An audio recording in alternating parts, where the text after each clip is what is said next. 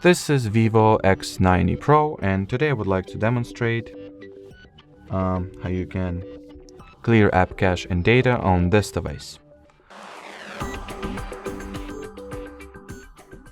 So first you will need to launch settings, then find and enter the apps category. In here go for the see all apps that you have installed on your phone, then find and open the app info page for the application that you would like to clear. In here tap at the storage and cache, and if you would like to remove cache only, just tap at the clear cache button. If you would like to erase all user/app data, hit or tap at the clear storage option, delete, and as you can see that will be it. So no user data left and no cache left. Alrighty, that will be it. Thanks for watching and bye bye.